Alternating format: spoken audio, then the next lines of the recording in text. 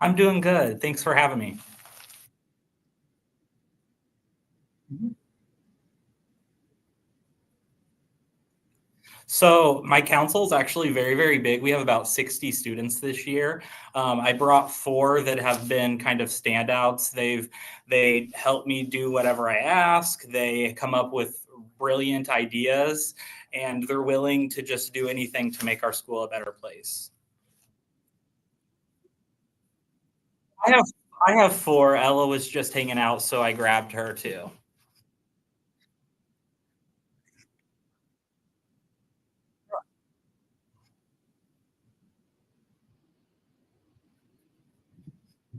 Okay, so 2 weeks ago, we got to visit residents at Friendship Hill Retirement Center. We've done a lot of kind of giving to our students, so we thought it was important to kind of go out and give back to the community. And I kind of call quarter 3 like the black hole. It feels like it's never going to end. It's not super exciting or fun. So getting to take my kids to hang out with these residents and seeing them laugh, they were having just as much fun as the residents. It was actually a blast. So I kind of want some of my students here to tell you about maybe the residents that they met, what they learned about them, that type of thing. We'll start with, yeah, you guys can do it together. Okay. Just move it. Hi, I'm Perla, and this is I'm Chrissy. and whenever we were at the residence, we had our lady. Her name was Lorianne, and she was very fun and just very talkative and very just fun to be around.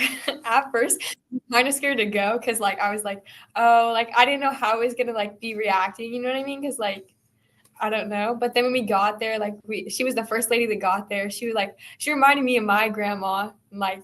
So I feel like I know if my grandma was there, I would want someone to come visit and be the reason my grandma had a good day and played games and enjoyed being there. And it was good to see them smiling, all that, Absolutely. Well, she was an art teacher.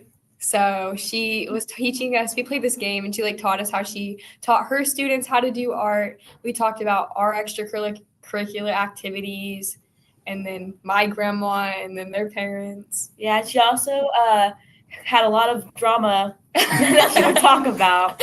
she would tell us everything. Whenever someone would walk in the room, she'd be like, "Oh, this person, yeah, he gets very along with. He likes to play games." She knew everything about everyone. And how she would have beef with one person and another person would be her best friend.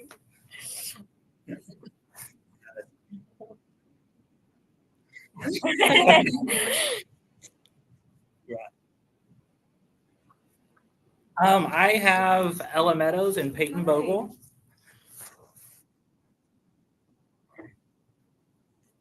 So I played Phase 10 with a man named Chuck, and he told us about his life growing up, and he moved here from Poland with his mom and his two brothers. And then he told us about how his wife and his wife's whole family was kind of from all over. So his family's Irish, Polish, British. That was really good to learn about and get to know him. And I'm Ella. I had an old lady. Her name was Mary, and we played Uno, Skippo, and we got giant cards, and we played garbage and trash and just a whole bunch of games that she played growing up, and just to try to bring back old memories. And she was really big on taking pictures, so we took a whole bunch of pictures together, and we kind of just talked about growing up, and she kept asking us how old we were and what sports we were in, our favorite colors, just trying to get to know each other. And by the end of the time, she wanted a group picture and big hugs, and she had a best friend in there that they could not do anything without each other. And it just kind of reminds us of us at school and how you can have those long-term friendships.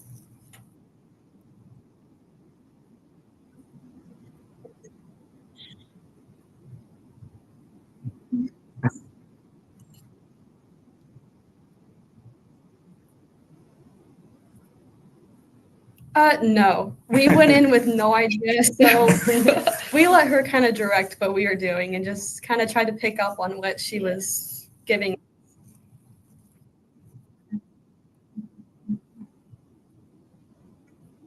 Yes. Yeah.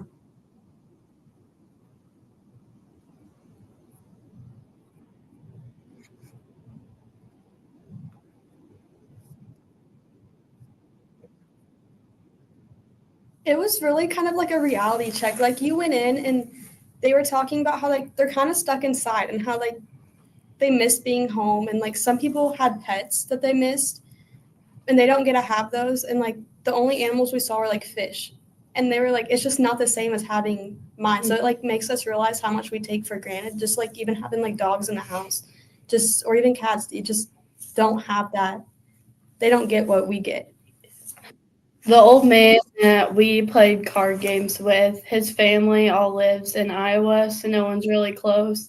So he told us, like at the end when we were leaving, that he really enjoyed like people just coming and getting to talk to him and visit him because his family can't really like get over here to see him that much.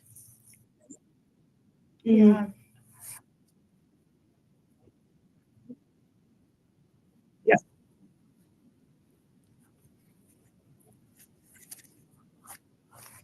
Yes. I think it was just like really nice to see them have fun like again because they're like in there every day and they like obviously have like their schedules on what they do, and it's just like something out of the or like it's like not normal for them to have like students come and play with them. And Our Lady was telling us how she had so much fun, and it's like fun for us to like go in there and even just like play games and spend time with them.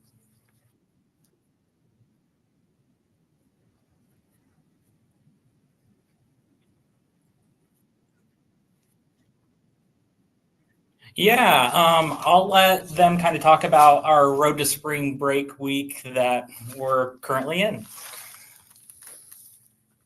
So this week we started a like introduction to spring break just to kind of keep things going, especially after that long third quarter. So we came up with like spring break themed dress up days. So yesterday we did Emerald City and we all wore green for St. Patrick's Day. And then today was Beach First Rainy Day and we got Zoom Day. So we wear nice on top and pajamas on bottom. And we got Grout Fit Day where we just wear gray on Friday. And then we got something that starts with the first letter of your name. So like there's a girl named Bella in student council also. So she might dress up as a ballerina and just try to keep things fun. And then every morning we hide a certain amount of ducks. And like whoever gets the most amount of ducks throughout the whole week gets a prize at the end of the week. And it's just something to keep us going, to give us like motivation to finish out this long week. Grout fit. It's like a gray on gray outfit. Yeah. Yeah.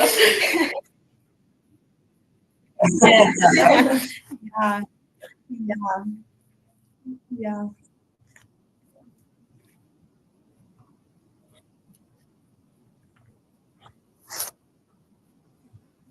I feel like most people have participated, especially because it's a week before spring break. So everyone's like looking forward to like getting that break off school, especially after third quarter. And just like most people are going on like maybe vacation or some are staying in town, but it's just something to look forward to for that break. And I feel like since student council has like such an impact around like the entire school, like so many people do participate because like if you're not participating, then it's like, oh, like everyone else is, you know what I'm saying? So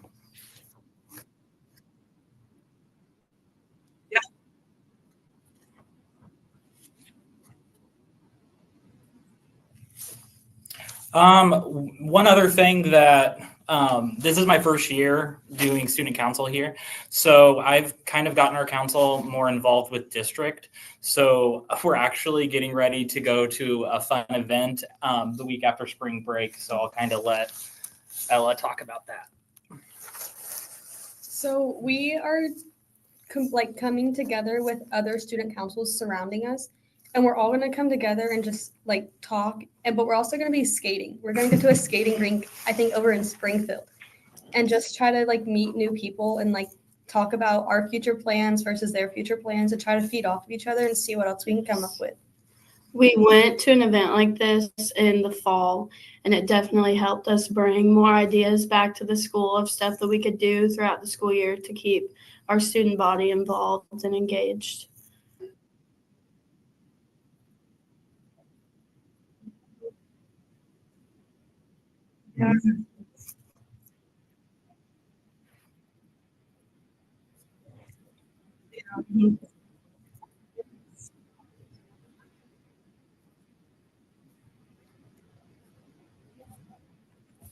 I think we've mentioned a lot of things that we've been doing.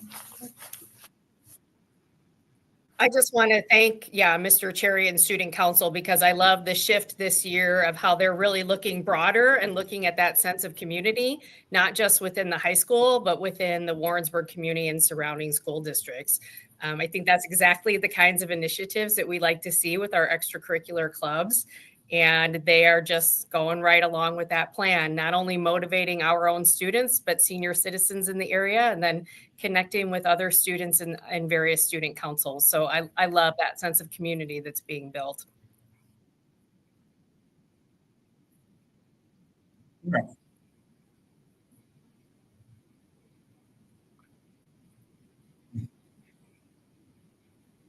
All right, thank you.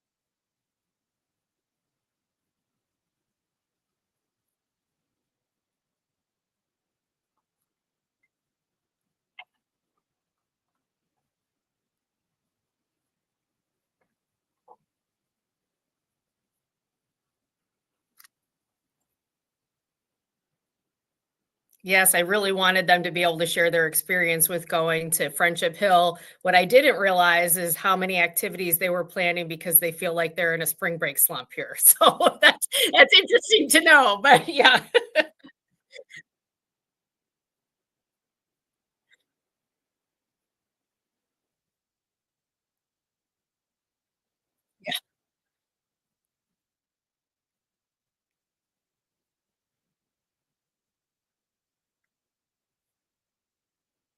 Yeah. And you get those teasers, right, of those like 70, 80-degree days, and then all of a sudden we're back in the 30s and the 40s. So yeah. Yeah.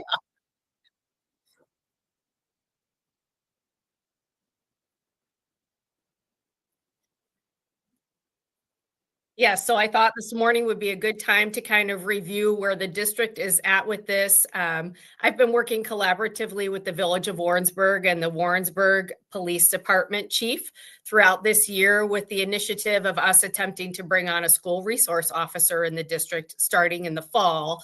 And we're making gains towards that program. The thing that I think that is so critical about this is not a decision that's reactive because of discipline issues we're dealing with. It's more proactive and preventative. We've gotten to the phase in schools right now where this collaboration with police departments and sheriff departments is just so critical for prevention and for overall safety and security of our campuses. So we right now are working in the final stages of drafting a collaborative agreement between the village and the school district. And we're hoping that by the end of this month, we have a formal posting going out for the position with a potential hire of an individual in April and then a start date where they're beginning their training in May. Because it's kind of a lengthy process. This individual will have to go through the actual National School Resource Officer training, as well as some of the unique training that the district has asked of the village to kind of pursue for our SRO officer.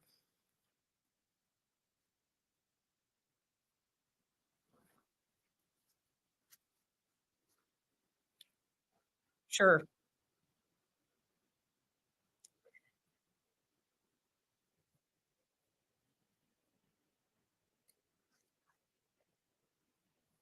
Right. One of the key things with school resource officers is the mentorship that goes on, right? So you're exactly right. It's that role model. Not only are they a police officer, but they're a mentor and they're also a teacher for our students in multiple capacities.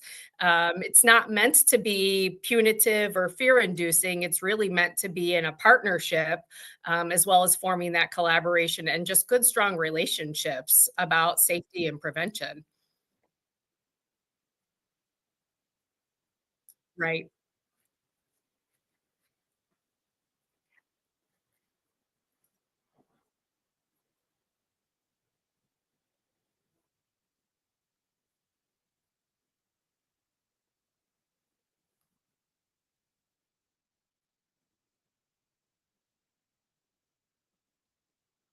Right. And we would want our SRO officer to have daily access to students in a positive capacity, greeting them every day at the door, saying goodbye to them as the day ends, being available in lunchrooms for social and casual conversation, and just building those connections so that if there ever is a concern, whether it's related to an investigation that needs to occur or a report, those students are feeling comfortable going to not only that SRO officer, but the partnership with our administration as well.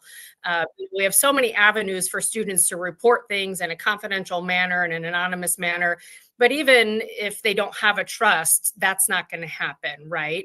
So that's critical to build that relationship.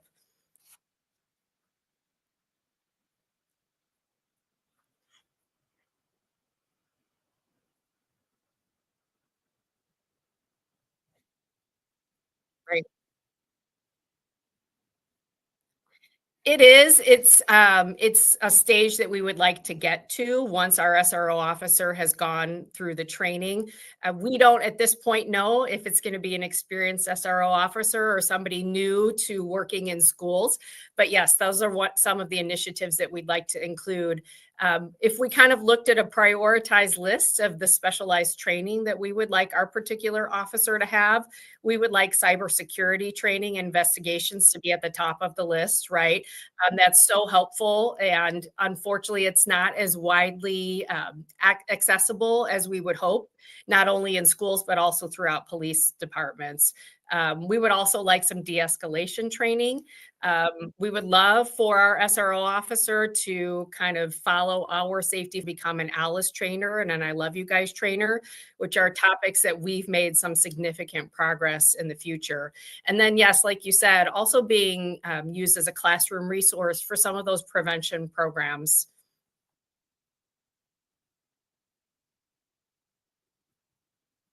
just, keep your eyes open. I'm kind of putting this plug out here because we're going to be interested in qualified individuals that would love to be part of the Warrensburg-Latham family in this capacity. So I'll be kind of spreading the word about this posting, and the school district will be working in conjunction with the police department to fill this position.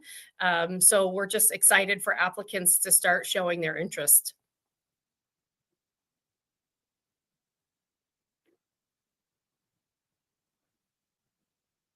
Well, I got to tell you, my heart's going out to some of the schools around us that are dealing with storm damage right now. We were fortunate this year to not have some of the storm damage, but if you recall, exactly a year ago, we had a tornado that touched down on our football field, and that happened in the middle of an elementary concert. And those are just really scary moments when those kinds of things happen. So I just want to push out some support to some of our surrounding schools that are dealing with significant building damage and things that have occurred to their campuses. And if there are ways that schools can assist each other, we're always open to do that. It's a tough position to be in when your buildings all of a sudden are not in the shape that they need to be for learning to occur. Yeah.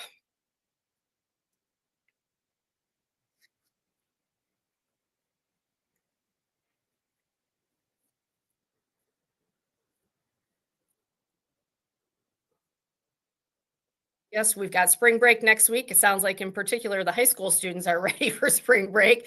Once we come back, we'll start awards nights and National Honor Society and just the whole string of kind of end of the year events. It's kind of crazy that we're almost already at that point. And before we know it, it's going to be prom and graduation. So yeah. Our Warrensburg-Latham website, and also don't forget to join the Warrensburg-Latham School District app through Google.